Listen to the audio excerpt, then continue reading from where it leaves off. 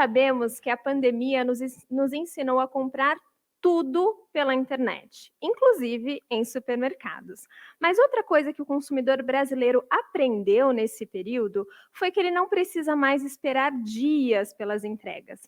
Resolvido o desafio técnico-logístico de entregar compras em poucas horas, temos um novo problema: como barrar fraudes com efetividade e sem negar boas compras em segundos.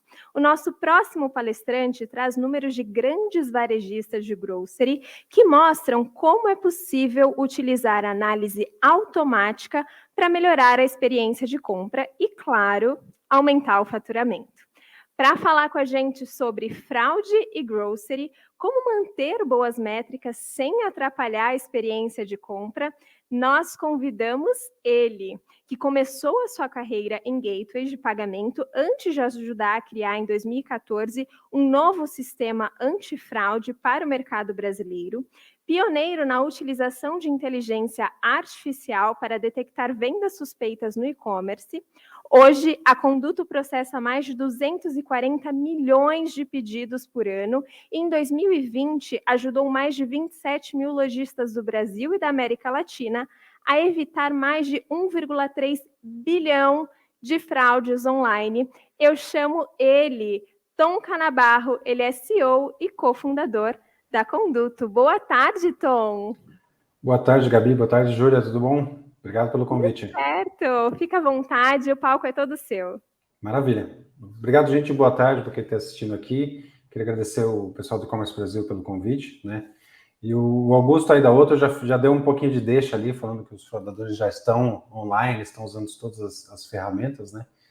E é um pouquinho do que a gente vai falar aqui hoje, né? Então, rapidamente sobre a Conduto, a gente tem aí algumas 27 mil lojas operando debaixo dos nossos guarda-chuvas através de parceiros e clientes diretos, tanto no Brasil quanto em outros países da América Latina, processando 240, 250 milhões de pedidos no ano passado. Esse ano, obviamente, com a pandemia, subiu um pouquinho. E o que eu vim falar aqui é um pouquinho de o que o pessoal de grocery, o pessoal que tem uma necessidade de entrega de produto em tempo real, quase em tempo real, consegue fazer para evitar fraude e para conseguir vender mais. Então, a análise automática de antifraude, né, quando você olha por trás do capô, você tem, obviamente, uma análise importante de banco de dados, né? Então, base cadastral, se esse cliente já comprou com a gente antes, se já passou em outras lojas da rede do antifraude. Então, a informação cadastral, obviamente, tem um peso importante. A gente também tem um componente importante de comportamento de navegação. Então, como a pessoa navega no aplicativo, como ela usa o site para fazer a compra, se ela é um comprador recorrente, se ela ficou 5 minutos para comprar R$300, ou se ela ficou algumas horas ali escolhendo o carrinho, especialmente compra de supermercado mais alto, demora algum tempo, né? Então, a parte comportamental é importante você analisar ali tudo em tempo real. E por trás dessa estrutura, você tem um algoritmo de inteligência artificial, né, de machine learning, que aprende com o comportamento dos fraudadores, aprende com o comportamento dos clientes bons, e dá uma decisão em um segundo ali para o lojista se ele vai conseguir fazer aquela venda ou não, se vai para frente ou não. Quando você tem a análise manual por trás, você tem um contexto bem diferente, né? Então, o algoritmo tem uma visão completamente diferente do analista, né? São visões que se complementam ali na hora de analisar. Então, o analista tem uma visão de contexto importante. Então, o que o cara está comprando, a idade daquela pessoa versus o produto, até tipo de cartão de crédito usado versus parcela, tem uma série de coisas contextuais que o time usa para fazer análise manual. Você tem, obviamente, uma consulta de birôs para ver se os telefones vinculados, endereços vinculados àquele CPF existem, se são os que estão sendo usados na transação, né?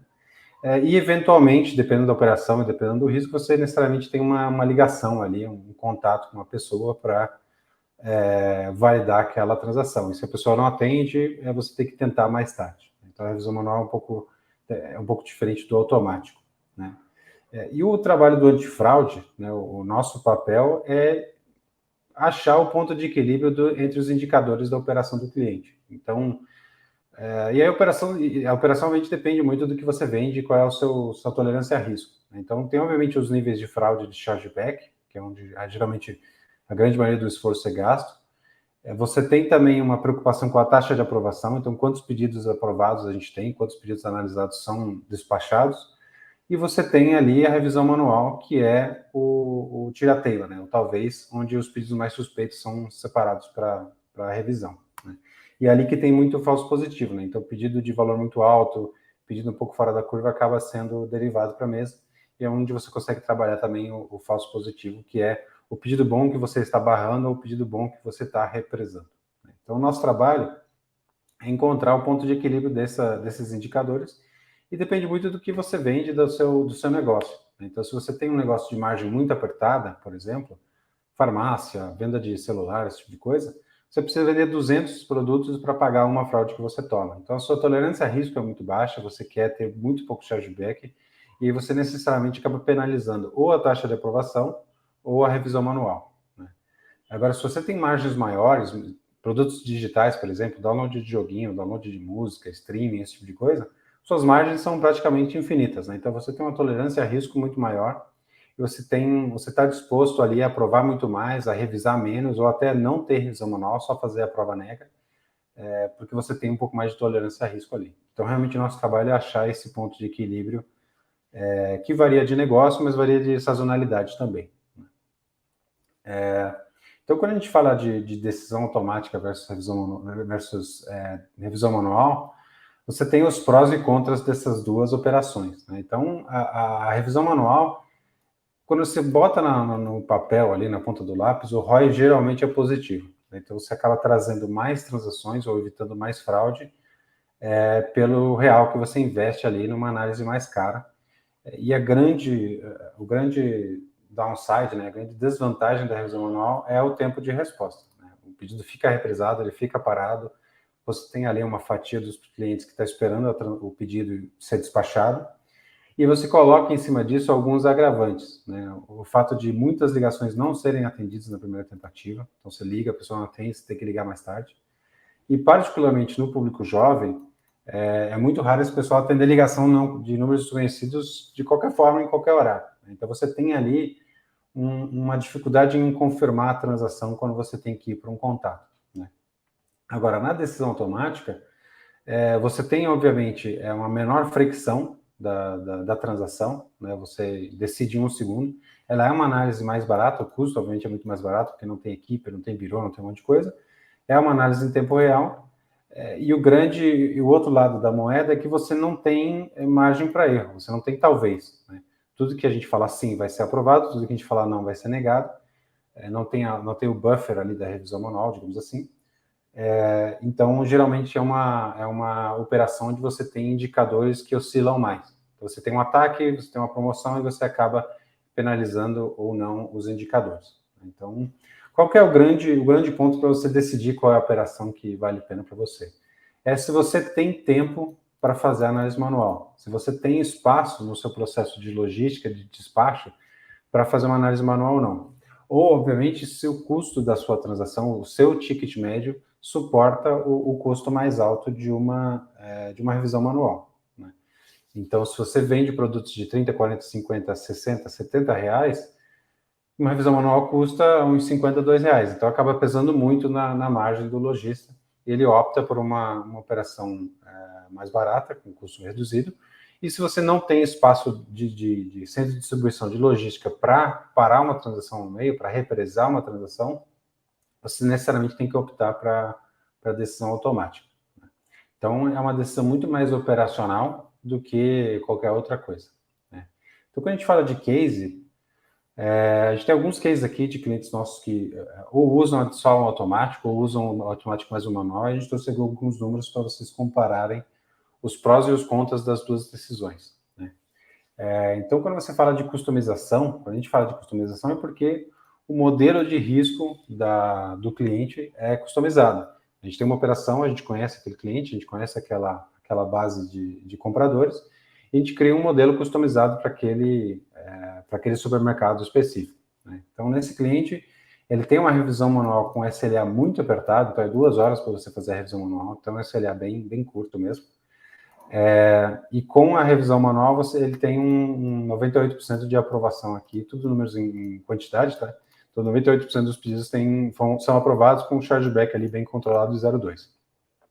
Se esse cara não tivesse revisão manual, se porventura é uma farmácia, por exemplo, que vai entregar em meia hora, é um delivery de comida que também vai entregar em meia hora, você não tem a vantagem de ter essas 2 horas de espaço para brincar, né? Então, você tem que ir necessariamente para uma operação só de decisão automática, né? Então, né, usando os mesmos parâmetros, esse cliente teria uma aprovação aí de 93%, com uma decisão 100% automática, com um custo mensal baixo, custo de R$10 mil ali para um volume de 20 mil transações, um volume relativamente ok. E com a revisão manual, ele ganha 5 pontos de aprovação e o custo dele de antifraude, né, o custo de operação, acaba sendo de 30 mil. Então dá para ver aqui que o ROI da revisão manual é um ROI positivo. Você investe R$20 mil a mais e traz 120 mil de faturamento a mais, com o chargeback sendo relativamente estável, né? O chargeback acaba variando muito pouco de um lado para o outro, né? Então, esse cliente optou por ter um custo elevado de revisão manual, ele paga 3 vezes mais no final das contas, mas ele consegue trazer ali um faturamento maior para a operação dele, né? Com outro case de cliente, nesse caso mais de bens perecíveis especificamente, a gente tem também uma operação de revisão manual com um SLA de 8 horas, então um SLA um pouquinho mais longo, né? E, portanto, um custo menor, né? Porque quanto menor o SLA de mesa, mais cara fica aquela operação. E você tem alguns produtos de alto risco, então, especialmente aí, bebidas e destilados, que é onde mora grande parte do perigo quando você fala de supermercado, né? Então, você tem uma aprovação de 95% em quantidade, 6% desses pedidos são enviados para revisão manual, então não é uma derivação muito alta, tá? Mas ainda assim, se a pessoa está esperando o produto no mesmo dia, você tem 6% das vendas que estão enchendo o saco do seu saque perguntando onde é que está o meu produto, né? E, de novo, se esse cliente não tivesse espaço na logística dele para fazer revisão manual, ele teria indicadores diferentes. Ele teria um indicador ali de 89%, 90% de aprovação automática, né?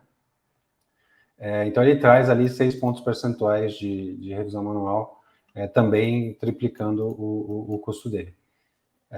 Então, o ponto que a gente quer fazer é que cada operação é diferente, né? Não dá para pegar um modelo particular, um modelo genérico e aplicar para todas as operações de grocery, de delivery, de farmácia, o que quer que seja, né? Isso depende muito do público que você atende, da logística que você tem, se você tem espaço para parar um pedido no meio ou não, se você vende produtos de alto risco ou se você vende produtos um pouco mais tranquilos, e também a região de atuação, né? Se você é só regional, local, nacional. Então, a estratégia do antifraude tem que ser uma estratégia customizada. Não dá para pegar um modelão de antifraude genérico e botar para todas essas operações. Então, é importante você segmentar por região, porque regiões diferentes têm risco de fraude diferente, segmentar por produto.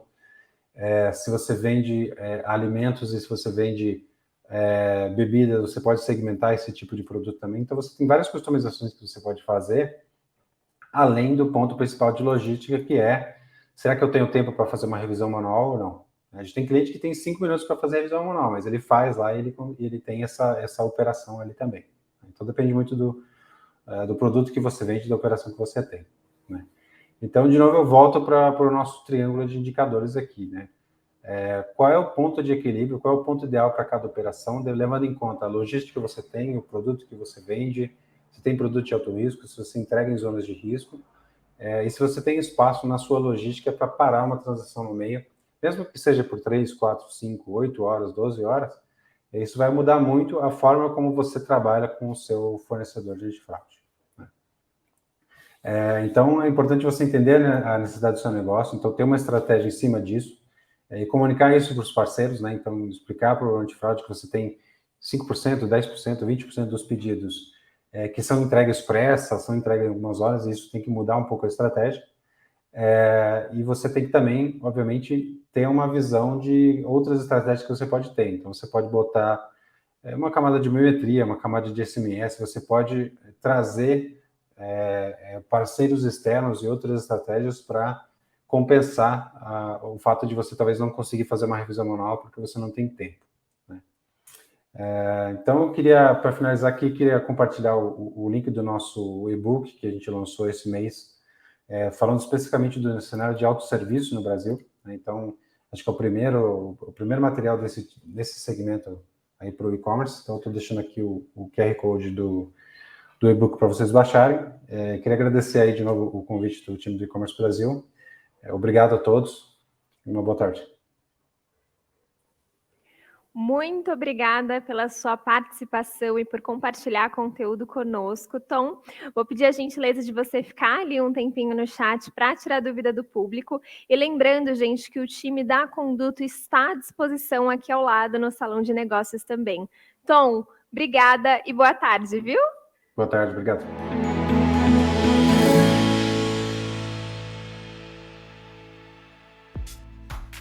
E aí, gostou do vídeo? Então não deixe de curtir e compartilhar. Aqui do lado tem 2 sugestões que você pode gostar.